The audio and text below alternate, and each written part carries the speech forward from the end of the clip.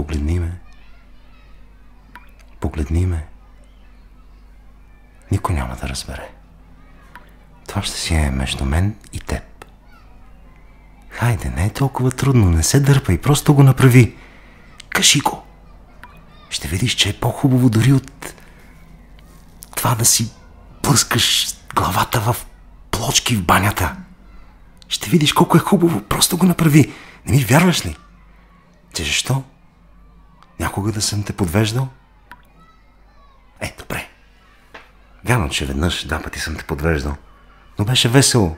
Като, например, в Осогово, когато скачахме от високите борове и падахме по глава. Спомняш си колко весело беше? Вярно, само веднъж.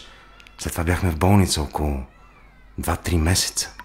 Целите в гипс. Но пак беше приятно. Бяхме си само двамата. И се веселяхме. Хайде, виждам усмивка. Давай, ти си сега. Кажи го първо на ум и после на глас. Не искам да е шумно и гласно. Нека първи път да е така. Уж небрежно. Давай, момче. Усещам го. Застанало е на гърлото ти като залък старатор и чака да излезе. Освободи се. Само го кажи. Кажи го! Освободи се. Ще видиш, после ще бъдеш друг човек. Ще бъдеш по-щастлив, по-уверен, по-нисък дори. Или по-висок. Няма значение.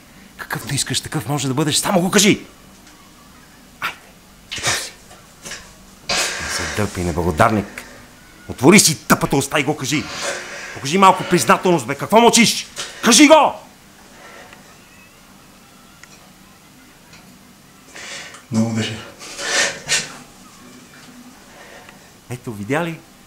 Айде сега, потопи си главата в мивката и напълни мивката със студена вода, за да ти олегне малко.